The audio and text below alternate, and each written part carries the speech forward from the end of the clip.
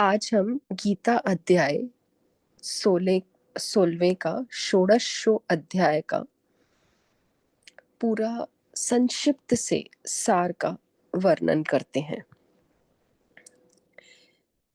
ओम वसुदेव सुतं देवं कंस चाणूरमर्दनं देवकी परमानंदं कृष्णं वन्दे जगद्गुरुं कृष्णं वन्दे जगद्गुरुम्। गुरुदेव के चरणों में प्रणाम करते हुए प्रारंभ करते हैं।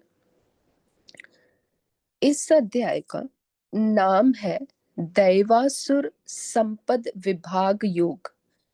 दैवासुर संपद अर्थात दैव और असुर यानी देवताओं और असुरों के संपदाओं का विभाजन। संपदा किसको कहते हैं कि हमारे पास कौन सी संपत्ति है, हमारे पास जो सारा हमारा जो स्वभाव है, क्योंकि स्वभाव से ही मनुष्य का प्राकट्य होता है। संस्कार अयम मनुष्य, संस्कारों का ही ये मनुष्य बना हुआ है। तो दोनों के स्वभाव के लक्षणों का वर्णन जिसमें है, उस अध्याय का नाम है दैवासुर संपद विभाग योग। विभाग यानी उनको अलग अलग करके विभाजन करके हमको भगवान श्री कृष्ण ने दिया है, ताकि हम उसको अंडरस्टैंड करके समझ के क्या हमारे लिए ग्राह्य है और क्या त्याज्य है, हमें किसे ग्रहण करना है, हमें किसे त्यागना है, इसके ऊपर उन्होंने हमें पूर्णता से चेतावनी देते हुए हमें सारे गुणों का वर्णन करके उसका विभाजन किया हुआ है। प्रथम श्लोक नंबर 1, 2 और 3, इन तीनों श्लोकों में परमात्मा ने दैवी गुणों का वर्णन किया है। दैवी गुण क्या है? जो देवताओं के गुण होते हैं। अब देवता तुल्य होता कौन है? संसार में हम ऐसे प्राणियों को कैसे पहचाने कि जो देवता तुल्य होते हैं? वे सारे प्राणी पुण्य आत्माएं होती हैं। पुण्य आत्माएं अर्थात उन्होंने बहुत पुण्य प्राप्त करके फिर उन्हें मानव देह की प्राप्ति हुई है। पुण्य प्राप्त उन्होंने कैसे किए होंगे?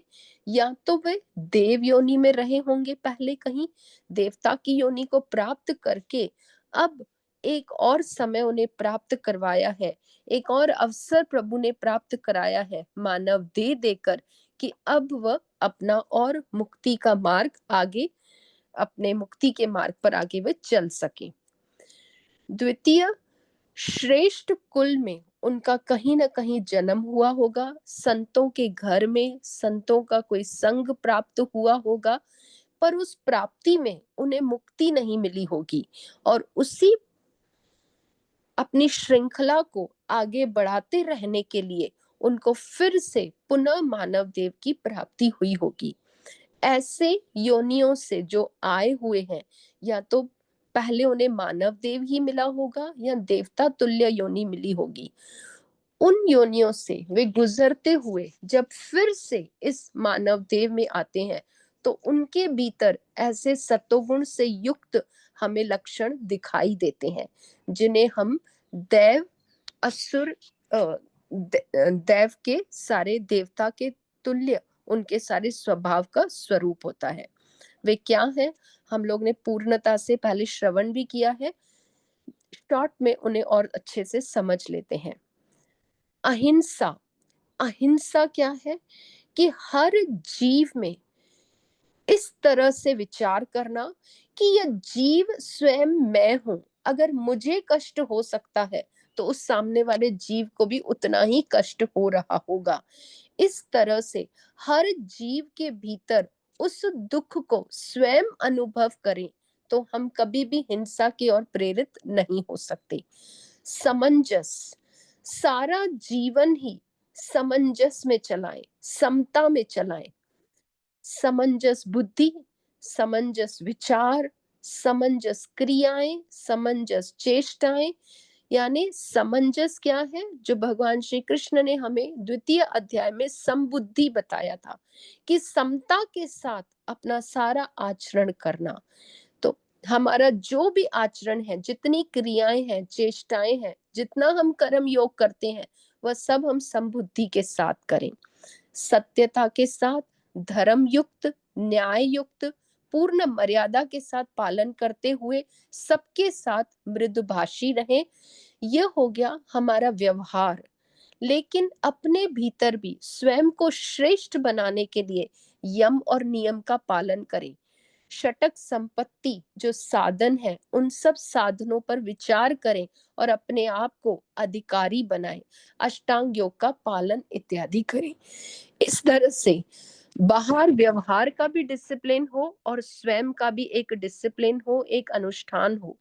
अगर हम अनुशासन के साथ चलेंगे प्रॉपर, तो हम आगे अपने मार्ग में कहीं पर भी रुकावट नहीं पाएंगे। तो इस तरह से ये सब स्वभाव वाले देवतुल्य कहे जाते हैं। उन्हें हम कहते हैं साधु पुरुष, उन्हें हम महात्मा पुरुष कहते हैं, या मुनि पुरुष कहते हैं, या ऋषि स्वभाव वाला कहते हैं। इस तरह उनके सारे कार्य शास्त्र अनुकूल होते हैं। वे सदा ही सेवा, भक्ति, निष्ठा, विश्वास और तप इत्यादि गुणों से संपन्न होते हैं, और वे हमेशा सत्वगुण प्रधान होते हैं। तीनों गुण हर प्राणी में होते हैं, सत, रज और तम, लेकिन किसी किसी प्राणियों में कोई कोई गुण ज्यादा प्रधान होता है, उसी से उनका स्वभाव बनता है। तो जो दैव योनि से आए हुए होते हैं, यानी देवता तुल्य होते हैं, उन सभी में सत्वगुण प्रधान रहता है। इस तरह से प्रथम 3 श्लोकों में भगवान श्री कृष्ण ने हमको सारे दैवी गुणों का पूर्ण विस्तार से हमें वर्णन कर सिखाया है कि हमको ये सब हमारे लिए ग्राह्य है। अगर हम इन सारे गुणों को अपने स्वभाव में, अपने शील में लाएंगे, तो उससे हम अपने मुक्ति के मार्ग के लिए बहुत प्रगति करते हुए आगे बढ़ सकते हैं। अब आगे आता है श्लोक नंबर 4। श्लोक नंबर 4 में उन्होंने बहुत जिस्ट के साथ मैंने लिखा है, मतलब बहुत ही कम मात्रा में, लेकिन उसका पूरा सार हमको उन्होंने बताया है कि यह जो आसुरी संपत्ति वाले मानव होते हैं, उनका क्या स्वभाव है। जिस तरह से दैवी संपत्ति वालों को हम पुण्य आत्मा कहते हैं, उसी तरह से आसुरी संपत्ति वाले पापात्मा होते हैं। अब पापात्मा प्राणी कैसे आते हैं? ये सारे पापात्मा प्राणी हैं जिन्होंने कुछ पिछले जन्मों में अवश्य पुण्य प्राप्त किए हैं, लेकिन मिश्रित, मानव देव हमेशा मिश्रित होकर ही मिलती है। उनका कोई सत्कर्म, कोई पुण्य कर्म ऐसा श्रेष्ठ हुआ है जिसके कारण वे मानव देव में आए हैं। वह श्रेष्ठ पुण्य क्या रहा होगा? कोई उनको संतों का संग मिला होगा, कहीं उन्होंने कथा का श्रवण किया होगा, परमात्मा की भक्ति का एक अवसर प्राप्त हुआ होगा। इस तरह से उनके वह श्रेष्ठ पुण्य कर्म के माध्यम से ही उन्हें फिर से यह मानव देव प्राप्त हुआ है। लेकिन उनके पास पापों की गठरी भी पीछे से बनी हुई है, और वही स्वभाव उनके कारण शरीर में वासना के रूप से उनके साथ लिप्त होकर चल रहा है। और इसी के साथ वे रजोगुणी प्रधान और राक्षसी स्वभाव के होते हैं, और उनके भीतर ये सारे राक्षसी गुण, काम, क्रोध, लोभ, मोह, मद, ईर्ष्या, मत्सर, सारी जो अज्ञान की यह मंडली है, यह अविद्या का जो कार्य है, उस सब के साथ वे अपने स्वभाव में असत्यता, अन्याय पूर्वक कार्य, अधर्म पूर्वक कार्य से प्रयुक्त होते रहते हैं। इस तरह से श्लोक नंबर 4 में हमको आसुरी योनियों के बारे में, जो पापात्मा होते हैं, उनके स्वभाव का वर्णन दिया है। अब श्लोक नंबर 5 में अर्जुन को शंका हो जाती है कि मैं दैवी गुण का हूं कि मैं आसुरी गुण का हूं। जब उसे शंका होती है, तब परमात्मा उसे पूर्णता से बताते हैं कि इनकी गति क्या है, दैवी गुण क्या करते हैं और आसुरी स्वभाव क्या करते हैं। दैवी गुण प्राप्त करके हमारा यह मुक्ति का साधन बन जाता है, हमें और अधिकारी बना देता है, हमें और श्रेष्ठता प्रदान करता है अपने मुक्ति के लिए और अग्रसर होने के लिए। तो और आसुरी स्वभाव वाले जो अपने कार्य करते हैं वे सदा शास्त्र के विरुद्ध ही कार्य करते हैं। उनकी जो भक्ति भी होती है वह पाखंडी भक्ति होती है। दूसरों के सामने वे दिखावा करने के लिए उनकी वह भक्ति होती है। उनका जो यज्ञ है वह भी शास्त्रों के विरुद्ध होता है, इसलिए वह विकार युक्त होता है। वो अब सदा ही मान की उपासना करते हैं, यानी अपने अभिमान के लिए ही उनकी उपासना होती है और अशुभ कर्मों का बंधन होता है। इन कार्यों की वजह से उन्हें पुनः पुनः इस जन्म मरण के पाश में बंधना पड़ता है। इस तरह से आसुरी स्वभाव वाले पुनः पुनः इन योनियों में आते हैं और दैवी स्वभाव वाले अगर थोड़ा सा भी प्रयत्न करें, थोड़ा सा भी कष्ट सहें और अपने विवेक को जागृत रखें, षट संपत्ति और अपना सारा तत्व बोध के साथ अपने आप को अधिकारी बने, विवेक के साथ, वैराग्य के साथ, षटक संपत्ति और मुमुक्षुत्व की वह जो आकांक्षा है, अपने भीतर वह जो तीव्र इच्छा है, उसको जागृत करें तो वे अवश्य ही मुक्ति प्राप्त कर सकते हैं। और हे अर्जुन, आप दैवी स्वभाव के हो। अर्जुन को पूर्ण से निश्चय करके उनको बता देते हैं कि हे अर्जुन, शोक मत कर, आपका जो स्वभाव है वह शंका से निवृत्त हो जाओ और आपका स्वभाव दैवी स्वभाव है। इसलिए यहाँ से उन्हें प्रेरणा मिलती है कि जब हम किसी की प्रशंसा करते हैं, स्तुति करते हैं, उसे मार्ग दिखाते हैं, तो उसके भीतर एक लालसा जागृत हो जाती है।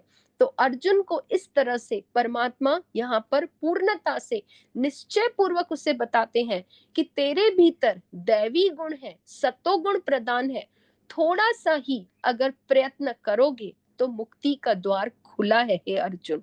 इस तरह से और आगे श्लोक नंबर 6 में परमात्मा और अर्जुन को बताते हैं कि इस संसार में मेरे दो पथ है, मेरे दो मार्ग है, दो स्वभाव है और दो गतियां हैं।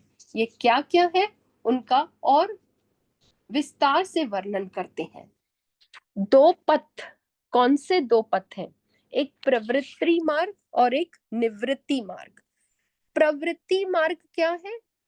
जो हम को चाहिए, मनमाना ढंग जिसको हम चाहते हैं वह मार्ग। और निवृत्ति क्या है? कि हम वृत्तियों से निवृत्त हो जाते हैं, हम अपने सारे विचारों से काम नहीं करते हैं, विचारों से हम निवृत्त होकर अपने स्वभाव में स्थित हुए रहते हैं और जो भी कार्य चल रहा है उसको मात्र साक्षी भाव से देखते रहते हैं। सभी कार्यों का जो कर्तापन है, उस कर्तापन से स्वयं को हटा देना, वही मार्ग निवृत्ति मार्ग है। और प्रवृत्ति मार्ग क्या है? कि कार्य में अपना कर्तापन समझना कि मैं ये कर रहा हूं, मैं ये भोग रहा हूं। इस तरह से यह प्रवृत्ति मार्ग और निवृत्ति मार्ग है। और ये दो पथ हैं, दो मार्ग, श्रेय और प्रेय मार्ग। श्रेय वह है जो कल्याण करने वाला है, श्रेष्ठ मार्ग है। और प्रेय वह है जो मेरे प्रीति के अनुसार, जो मुझे चाहिए, मेरे मन को जो अच्छा लगता है, वह प्रेय मार्ग। इसी तरह से दो स्वभाव है, आसुरी और दैवी स्वभाव, और दो गतियां हैं, ऊर्ध्व गति और अधोगति।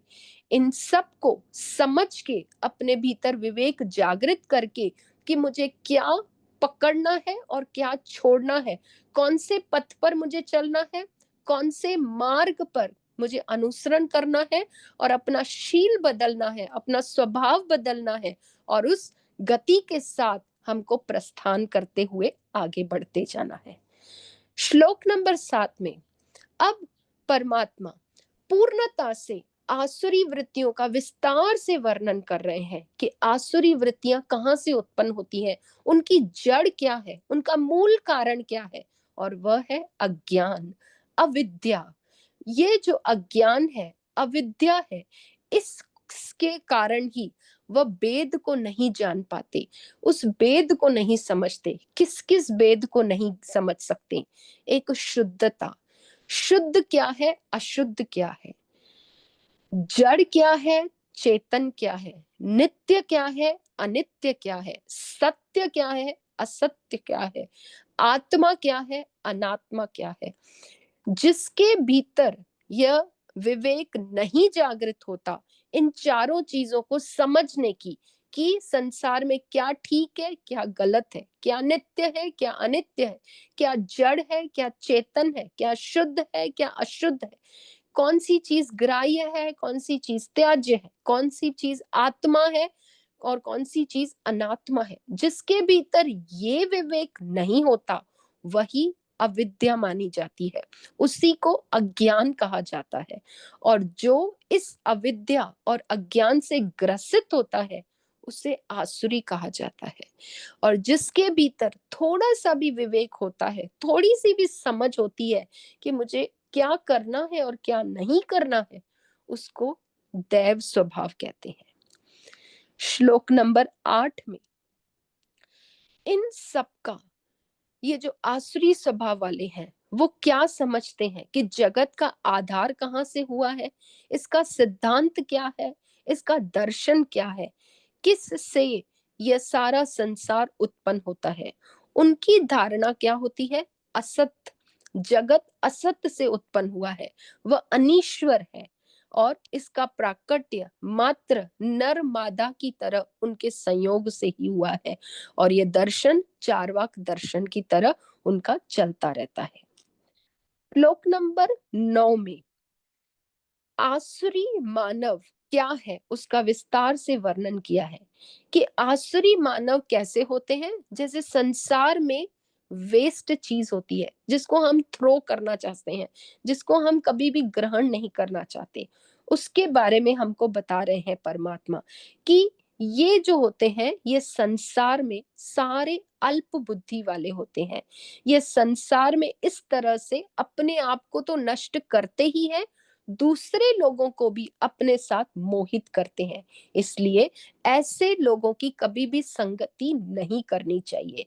ये अज्ञान से ग्रसित रहते हैं, मूढ़ रहते हैं, मंद बुद्धि वाले होते हैं, क्योंकि इनके भीतर विवेक नहीं रहता है और मूर्ख की तरह ही इनका सारा जीवन संसार के भोग विलास में समाप्त होके खत्म हो जाता है और पुनः पुनः फिर से उनको संसार में भटकना पड़ता है। और इनका श्लोक नंबर 10 में बताते हैं कि आसुरी मानव का आश्रय का है, किस आश्रय के साथ वे जीते रहते हैं? अपने भीतर हजारों कामनाएं लेके, दंभ के साथ, मोह के साथ, अपवित्रता के साथ इनका जीवन बीतता रहता है।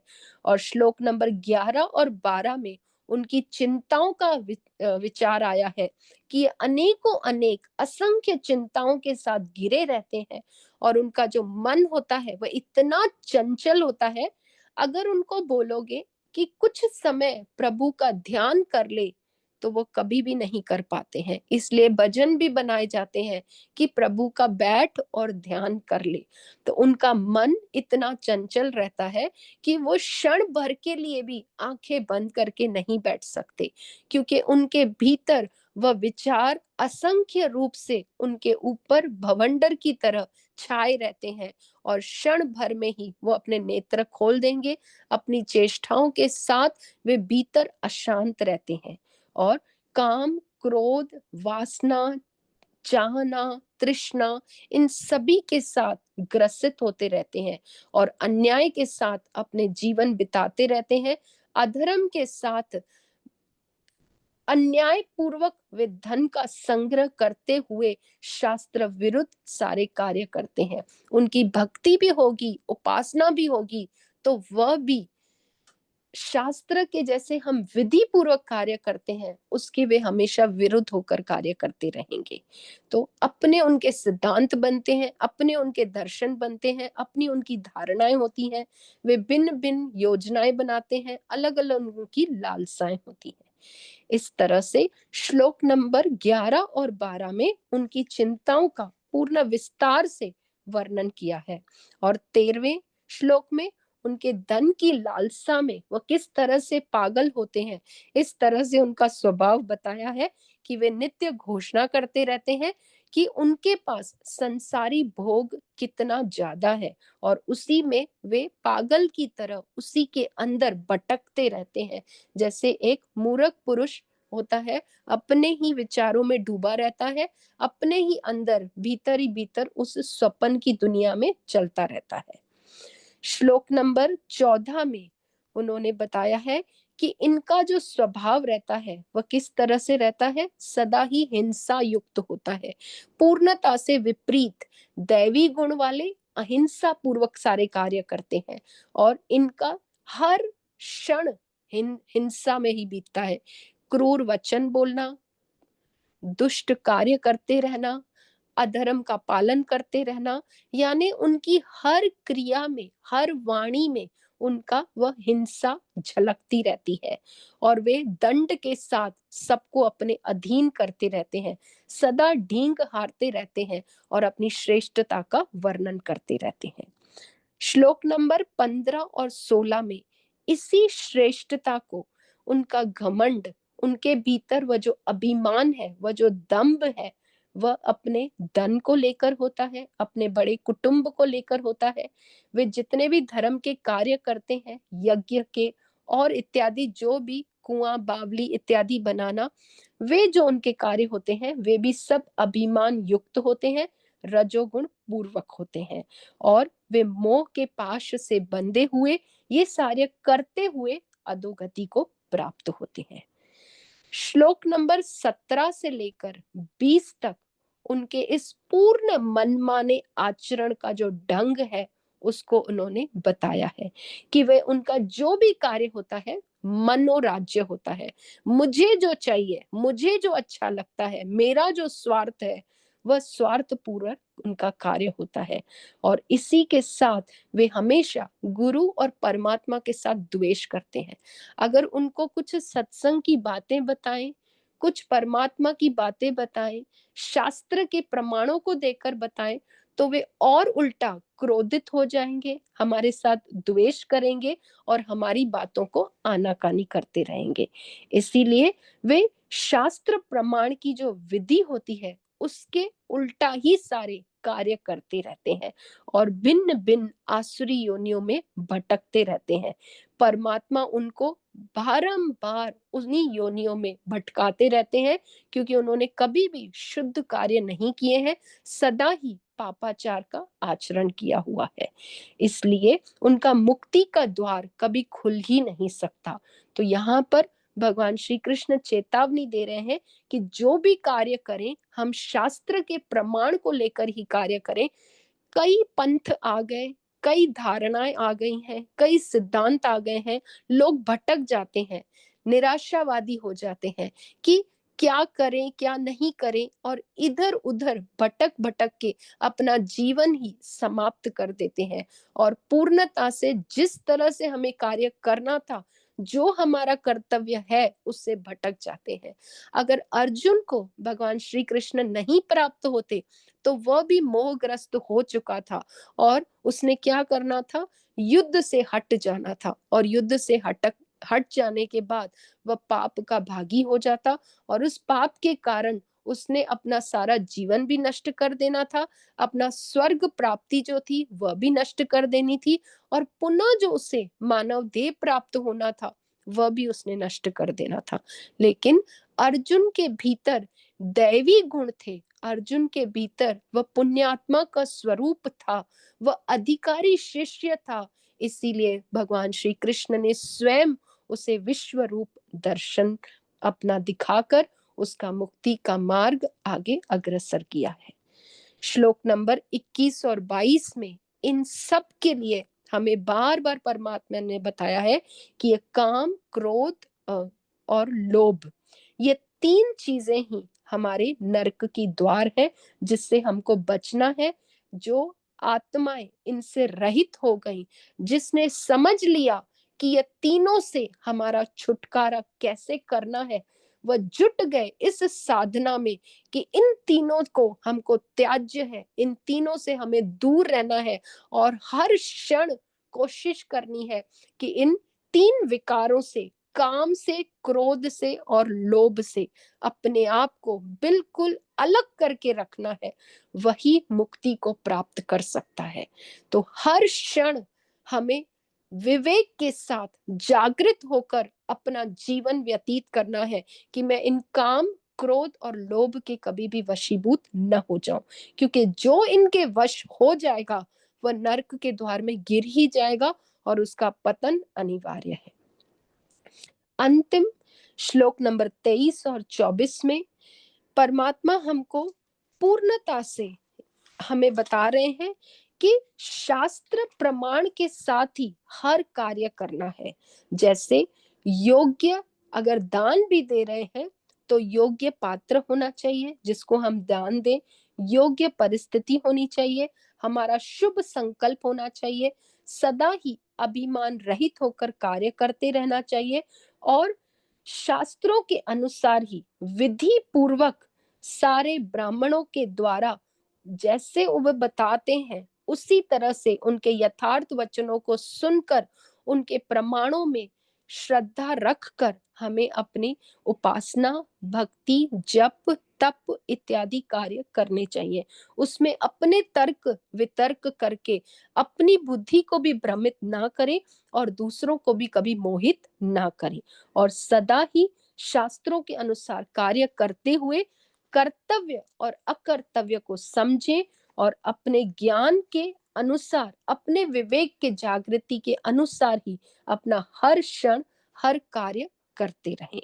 तो इसी के साथ आज हम इस अध्याय को यहाँ पर संपन्न करते हैं। हरि ओम तत्सत इति श्रीमद् भगवत गीता सुपनिषत्सु ब्रह्म विद्यायां योग शास्त्रे श्री कृष्णार्जुन संवादे दैवासुर संपद विभाग योगो नाम षोडशोऽध्यायः। हरि ओम तत्सत, हरि ओम तत्सत, हरि ओम तत्सत।